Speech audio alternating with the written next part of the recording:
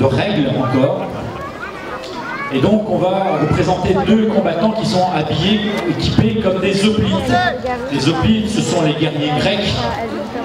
Vous savez, avec ces casques intégraux qu'on appelle des casques corinthiens ou chalcidiens, ce grand bouclier qui pèse une dizaine de kilos. Et ces hommes vont s'affronter donc sous le regard de l'arbitre. On leur laisse le champ libre.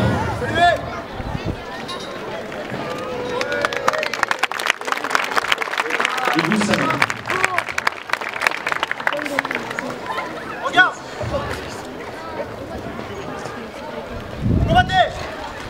Alors le combat d'hoplite est quand même très particulier parce que les boucliers sont très lourds, encombrants.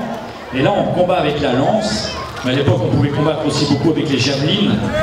On a beaucoup d'images de ces premiers temps de la gladiature. Encore une fois, qu'on n'appellera pas gladiature, ou proto-gladiature. Et souvent ces combattants sont nus ou à moitié nus.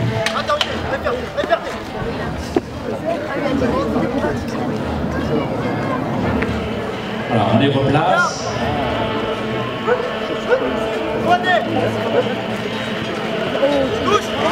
Alors les cuirasses qu'ils portent sont fabriquées avec des couches de lin qui sont collées les unes aux autres. Il y a jusqu'à 8 ou 16 épaisseurs, donc c'est assez costaud. Et c'est censé justement arrêter une pointe de lance ou une pointe de javeline. Alors aux jambes, ils portent des jambières, ici en cuir.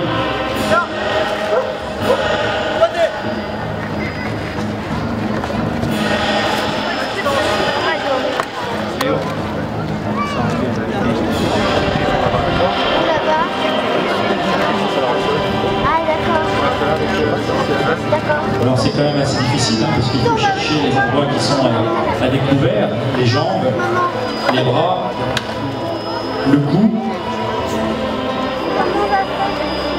Alors comment on est passé de ce combat on va dire religieux à un combat profane?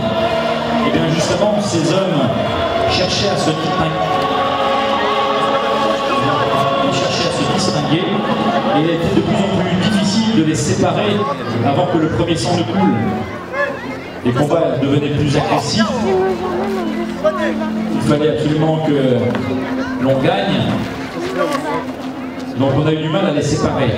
Et en voyant ça, donc ces aristocrates qui faisaient ces combats funèbres se sont dit ça devient trop dangereux. En plus, on court le ridicule d'être vaincu en public devant sa famille, devant ses parents, devant ses amis. Et c'est à partir de ce moment-là qu'on a commencé à les remplacer par des condamnés, des esclaves, des prisonniers de guerre généralement, parce que ceux-là étaient déjà formés au métier des armes. Et ces hommes-là, bon, comme je vous l'ai dit tout à l'heure, l'idée c'était tout simplement de les faire mourir.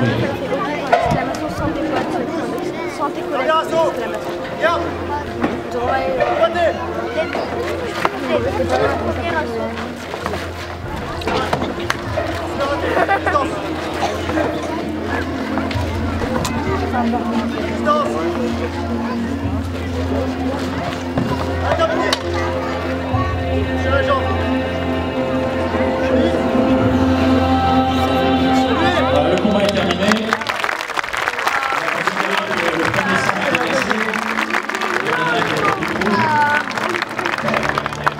Voilà, alors je vous replace cette première démonstration dans son contexte. Nous sommes à peu près en 500-480 avant Jésus-Christ.